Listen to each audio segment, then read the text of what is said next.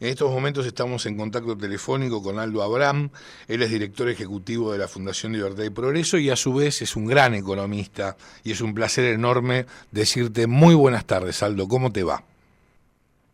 Muy bien, buenas tardes, un gusto estar charlando con ustedes. Bueno, muchísimas gracias por atendernos como siempre, Aldo, muy amable.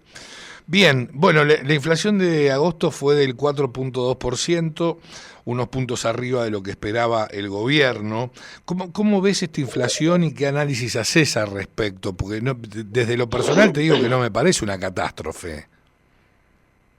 No, porque por dos motivos fundamentalmente, ¿no? Uno, porque al compararlo, es cierto, con el índice de julio por ahí dio más alto, pero la realidad es que como en julio eh, se usa mucho la energía para calefaccionar, las tarifas de servicios públicos que tenían que aumentar no lo hicieron, ¿no? Para que no impactara tan duro en el bolsillo de los usuarios. Ujú. Pero esas tarifas sí subieron en el mes de agosto, con lo Exacto, cual ahí tenés ya una explicación, porque si no hubiera sido al revés, hubiera dado más alto julio y más bajo agosto. agosto, Y quizás exacto.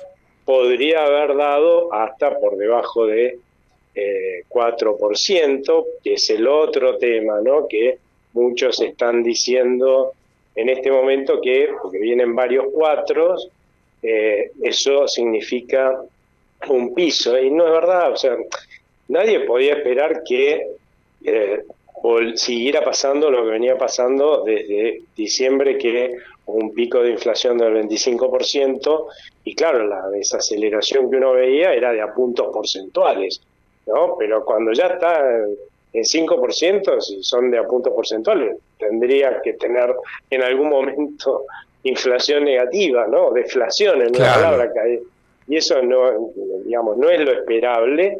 Cuando vos ya llegás a ciertos niveles como estos, lo que vas a ver, sí, es una tendencia de décimas, de caída de décimas, ¿no? De la inflación, no de puntos porcentuales, y bueno, y eso es lo que vamos a ver. De hecho, nosotros lo que esperamos es que esté por debajo, y bien por debajo en algunos meses, del 4% de acá a fin de año, ¿no? Ujú. El gobierno espera llegar a diciembre con un 2% de inflación. ¿Lo ves viable? No, no lo veo viable, fundamentalmente porque todavía queda algo por actualizar de todo lo que se retrasaron las tarifas de servicios públicos, y también las de, digamos, los precios regulados durante el año pasado, ¿no? Sí. Para que la gente no sintiera tremenda inflación que generó la anterior gestión. Lo que hacían era, hacia algunos sectores, los hacían subir sus precios por debajo de la inflación. Entonces sí, todo muy bonito para el que pagaba, pero para los que tenían que proveer esos servicios o bienes, fue un desastre, ¿no? Algunos los compensaron, como en el caso de las tarifas de servicios públicos, con la plata de los contribuyentes o dándole a la maquinita y generando más inflación. A otros no se los compensaron, y así tuvimos un sistema de salud que estuvo en crisis, y tremenda crisis el año pasado, ¿sí? Que no había turno para hacerse ningún estudio por meses, y que había que pagarle copago aunque no correspondiera por el plan que uno tenía a los médicos, ¿no? Eso, bueno, se fue resolviendo a lo largo de este año, ¿no? El otro sector que entró en crisis fue la educación. Sí. Una gran cantidad de colegios se quebraron. Acá en la ciudad de Buenos Aires, por lo menos, y en Gran Buenos Aires durante el año pasado. Bueno, eso había que corregirlo, porque uno no puede andar quebrando sectores para que no se note en tu bolsillo, ni gastándose la plata de los contribuyentes para financiar mi consumo de gas, que vivo en la ciudad de Buenos Aires, Sí, sí, sí. de luz, de gas y de agua. Es sumamente injusto que alguien del interior, que paga lo que corresponde, y que por ahí gana menos que yo, me esté pagando a mí mis consumos. Me parece una barbaridad, y bueno, eso es lo que hay que acabar, ¿no? El que puede, pague. Ahora, lo que es muy interesante y un dato muy relevante es que, según las estimaciones del mercado, la inflación anual diciembre 2024, 2023 versus diciembre 2024 puede rondar el 123%, casi 90 puntos menos que lo que dejó el cuarto kirchnerismo, en este caso representado por Alberto Fernández, que fue el Sí, y 211%. sí, lo que pasa es que, viste, hay muchos que buscan el pelo en la leche, ¿no? Pero yo te cuento que ningún analista, ningún economista del mundo, mira lo que estoy diciendo, ¿no? Sí, Y te puedo probar eso, había proyectado una desaceleración tan rápida de la inflación como la que tuvimos en el primer semestre. Por eso ahora, viste, todos, parece en onda crítica esto, ya no, ahora es porque, digamos, no quiebra el 4%, pero si a ellos le hubiera preguntado a principios de año cuándo íbamos a estar en 4%, te hubieran dicho el año que viene. y sí, Y sí, te sí. digo esto porque me consta, pues yo sigo los consensos, ¿no? Uh-huh. De los economistas de acá y del mundo, y los que estaban más bajos de todos, ¿sí? A fines del año pasado, principio de este año, era la Fundación Libertad y Progreso, y nosotros estábamos proyectando 180% de inflación. Y vamos a estar en 120, como vos decís, o quizás un poco menos, ¿no? O sea que y todos los demás estaban por arriba de la inflación del año pasado, digamos, muy pocos los que estaban por debajo de la inflación del año pasado. O sea que yo la verdad es que me cuidaría de hablar si meto la pata tanto, ¿no? Seguro, Y sí, seguro. no, porque hay que ser un poco, Y digamos, tener un poco de vergüenza, ¿no? Es cierto que eso no quiere decir que no vas a criticar o no vas a advertir sobre cosas que te parece que hay que hacer para que todo esto resulte mejor, ¿no? Pero si nunca te hubieras imaginado que esto podría llegar a pasar, que estuviéramos en 4 puntos porcentuales a esta altura, bueno, criticar que estamos en 4 puntos porcentuales ahora es como que no va. claro, sí, como mínimo no va, totalmente. No va. Sí, Aldo, ¿cómo estás? Javier Manzano te así saluda. es. Muy bien, un gusto estar charlando contigo. Igualmente. Aldo, el banco tuvo que intervenir hoy o vender 200 millones de dólares y no alcanza a recuperarse, obviamente tiene un déficit bastante grande todavía, un rojo bastante grande. ¿Vos creés que va a poder hacer frente justamente a los vencimientos que tiene ahora prontamente? Bueno, lo primero a tener claro es que el Banco Central no tiene vencimientos prontamente muy grandes. El que tiene vencimientos, y eso es cierto, en monedas extranjeras es el Tesoro. El Tesoro, ¿no? sí. Es que tiene que tener los recursos porque se supone que ya no va a pasar como sucedía con los anteriores gobiernos que saqueaban el Banco Central, haciendo que como no tenían la plata, pues se estaban malgastando, ¿sí? Los gobiernos agarraban, le ponían un papelito que se llaman letras intransferibles, Sí. en dólares, que no valen nada, ¿no? Una estafa, le ponían un papelito de esos al Banco Central, y por eso está tan quebrado, y le sacaban los dólares. Eso no puede pasar más. O sea, ahora lo que tiene que pasar es que si el gobierno necesita dólares, vaya y se lo compre el Banco Central. Teniendo eso en cuenta, y que ya han dicho que eso que acabo de contar, esa estafa que hicieron los anteriores gobiernos al Banco Central de todos los argentinos, que es el que te garantiza que tu moneda vale algo, entre paréntesis, ¿sí? Lo que me parece que es un problema hoy es no haber todavía salido del cepo a una unificación cambiaria para después desarmar todas las regulaciones que hacen al cepo, ¿no? En el tiempo, irlas desarmando, porque en la medida que vos sostenés un cepo, y eso ya lo han demostrado todos los cepos anteriores, los 22 cepos anteriores que hemos tenido, cada vez se vuelve más complicado para el Banco Central comprar dólares, ¿no? Con lo cual, mi consejo para bancos centrales en que en la medida que ellos vean que el ingreso de los dólares por este tema del blanqueo empieza a presionar a la baja en los mercados cambiarios paralelos, colabore quitando pesos que se emitieron de más en mayo y en junio, depreciando nuestra moneda, ¿sí? Sacando eso, y que hacen que, obviamente, esa depreciación hace que los dólares paralelos que reflejan esa pérdida de poder adquisitivo esté más alto, pues ayuden sacando esos pesos que están de más, achiquen la brecha, ¿sí? Hasta poder salir, como ellos han planteado, una unificación cambiaria lo más pronto posible, con un salto pequeño del tipo de cambio, y bueno, y después a ese mercado cambiario único tendrá que ir el gobierno con sus pesos a comprar dólares. Ya no va a ser visto como un problema. Con cepo sí, es un problema porque se los va y se los compra el Banco Central. Ay. Pero si no se los va a comprar el Banco Central y se los compra a los exportadores, ¿cuál es el problema? No, seguro. Ahora, es lo habría que discusión por lo menos. Claro, ¿sí? exacto. Hoy la gran discusión es cuánto vale un dólar. No puede seguir esa discusión, ¿tá? Porque yo creo que vale por debajo de lo que valen los dólares paralelos, pero hay un montón que piensan que vale por arriba, y esa es la discusión que hace que el Banco Central, en definitiva, no compre dólares. Una vez que unificaste el tipo de cambio, todas las demás regulaciones de cepo, porque hay que desarmar las cosas de a poquito, ¿no? Mantenidas constantes. Bueno, ya vamos a ver cuánto vale un dólar, se acabó esta discusión, y entonces los exportadores van a tener el incentivo a vender los dólares, que hoy no tienen.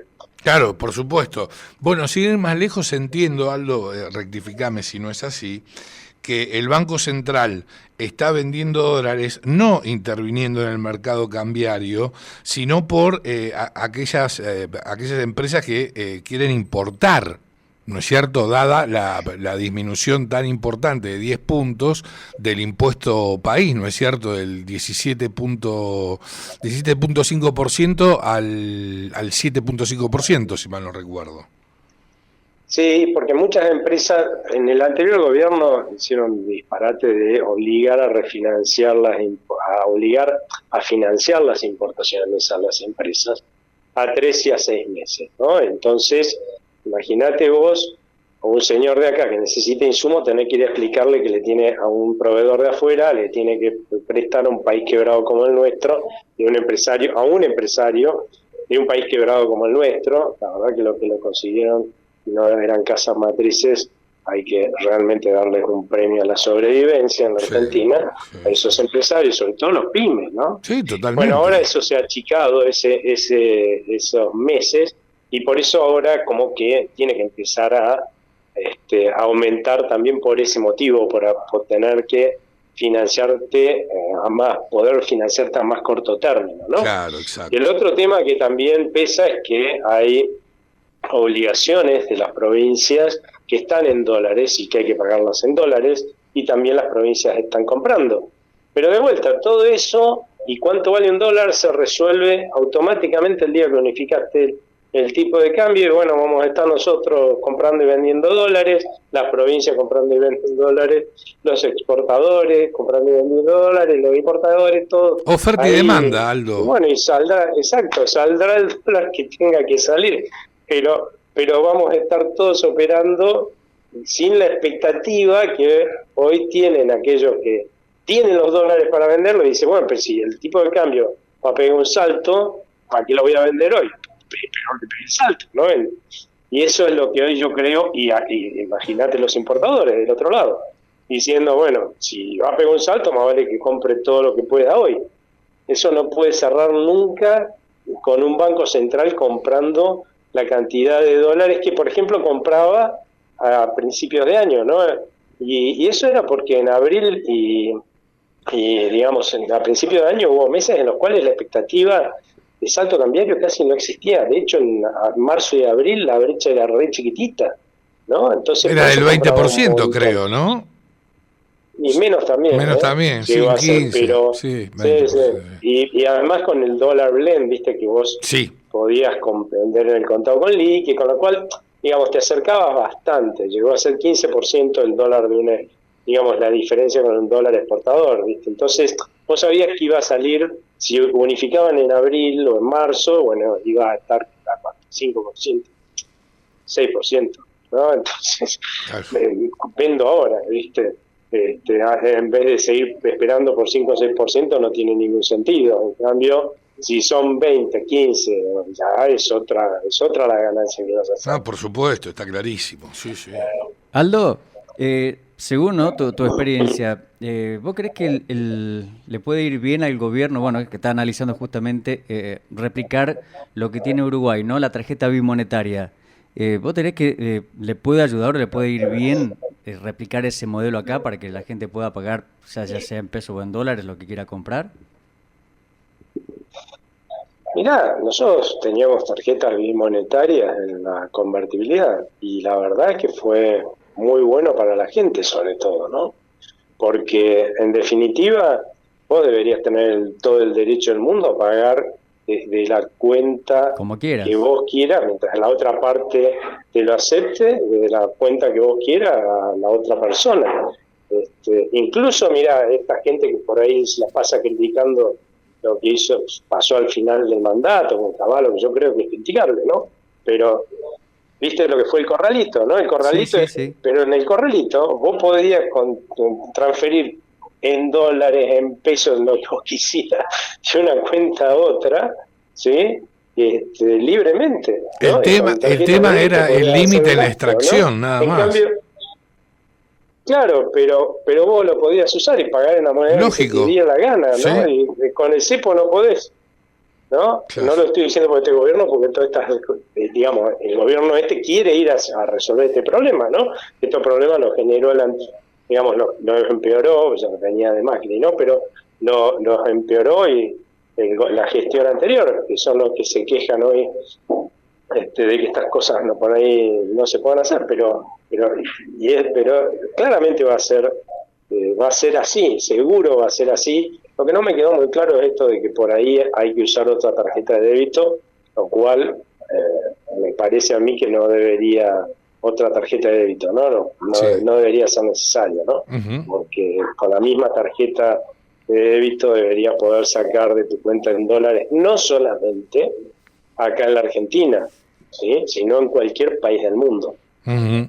Ahora, llevándote al tema del blanqueo, ¿en qué estado de situación se encuentra hoy por hoy?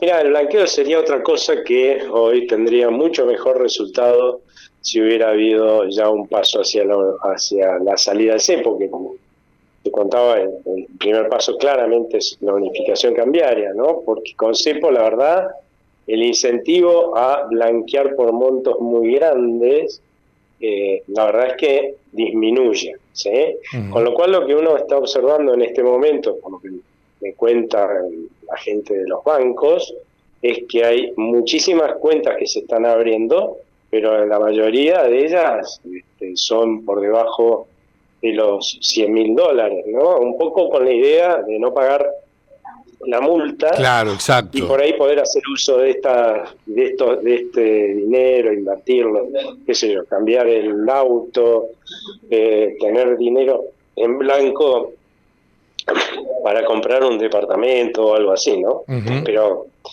Pero no es que se está viendo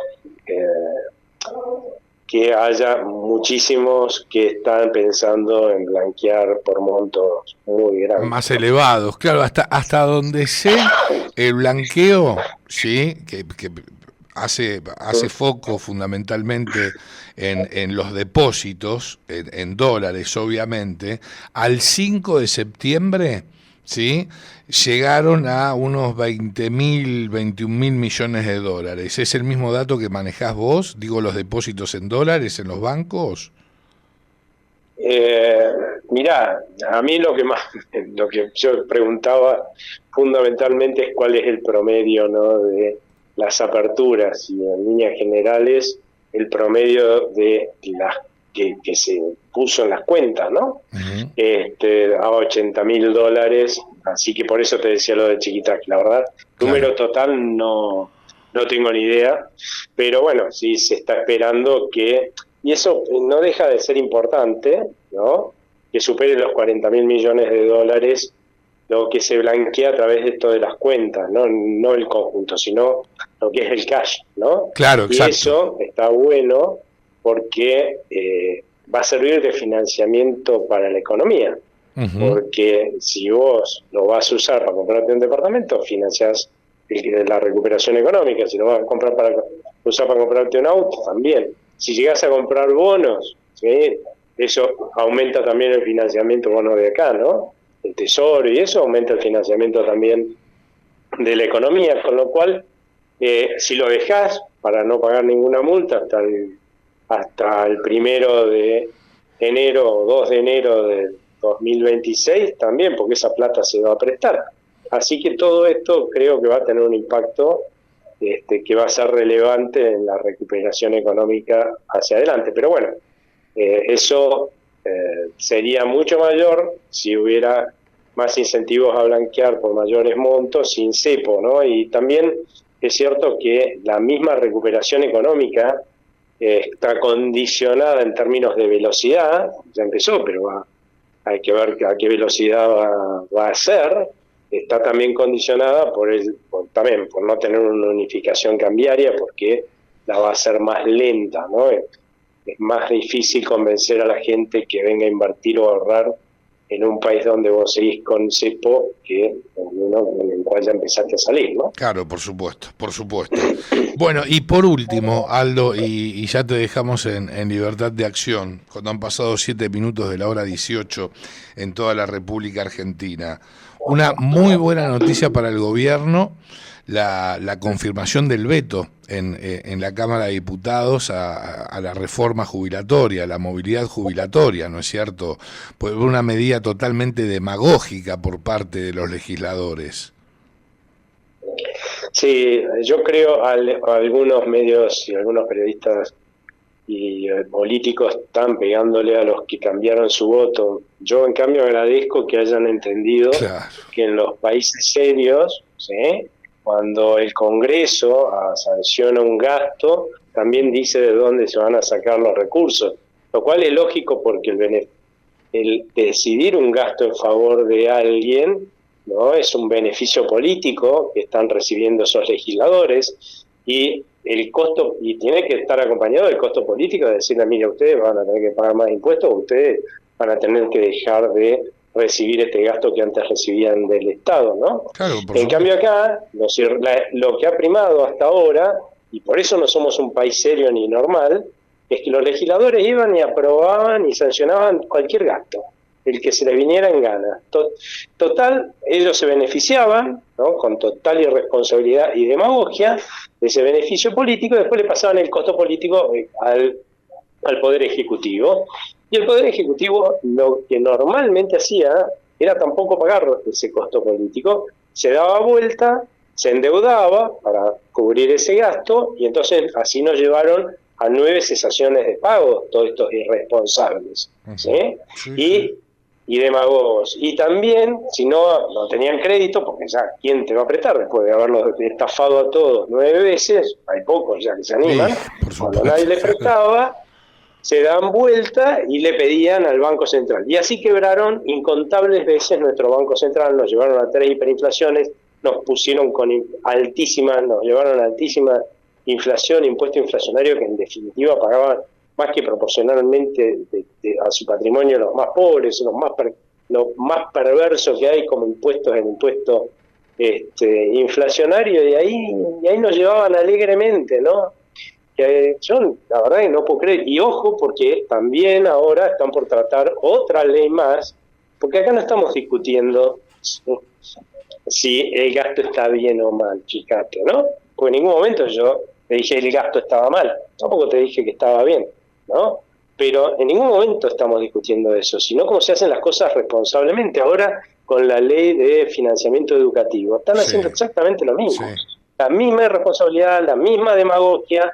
¿Por qué no se sientan, ¿sí?, estos legisladores, ¿sí?, con responsabilidad a ver cómo resolvemos los problemas que tenemos en el sistema jubilatorio, cómo resolvemos el financiamiento educativo, ¿sí?, pero con soluciones profundas, porque el sistema jubilatorio argentino está quebrado. Entra todo el mundo porque miren que nosotros somos los aportantes y que mañana vamos a tener que recibir algo o pretender recibir algo de este sistema quebrado, ¿sí? Está quebrado. Y para más nota, es la segunda vez que quebramos al sistema previsional de reparto argentino. A la anterior, el presidente Raúl Alfonsín, en 1988, le puso la banderita de quebrado, no es que lo quebró él, ¿sí? Algo ayudó, pero no lo quebró él, ya lo recibió quebrado, ¿sí? Y ahora, en vez de decir, bueno, a ver cómo hacemos para que esto no quiebre como quebró en aquel momento absolutamente, que nuestros abuelos, mis abuelos cobraban miseria, hoy no cobramos todavía, no cobramos miseria, pero si siguen con este tipo de absurdos, vamos a terminar los aportantes de hoy cobrando miseria el día de mañana. ¿Cómo hacemos para que esto sea viable para los actuales jubilados, que cobren lo mejor posible, y que también los futuros jubilados también cobremos algo, ¿no? Sí, por supuesto. Y ahí encima te voy a decir, bueno, pero nadie propone nada. Te cuento que CIPEC tiene una propuesta, ¿sí? Nosotros tenemos otra, se la hemos presentado, la Fundación Libertad y Progreso, la pueden ver en nuestra página, en nuestro sitio. O sea, no es que no hay soluciones de fondo a este problema. Las hay, pero es mucho más fácil y demagógico decir, subámosle a todo el mundo que lo que vamos a gastar en ellos, ¿viste? Ese es el problema que tenemos. Una cantidad de legisladores, esperemos aprender a votar legisladores, ¿no? Pero que son absolutamente irresponsables y demagogos. Sí, sin lugar a dudas, sin lugar a dudas. Aldo, te agradecemos mucho tu participación aquí en la Cocina de las Noticias, te enviamos un abrazo enorme. Muchas gracias a ustedes, y que tengan muy buena tarde. Abrazo. Gracias, abrazo grande igualmente. Aldo Abraham.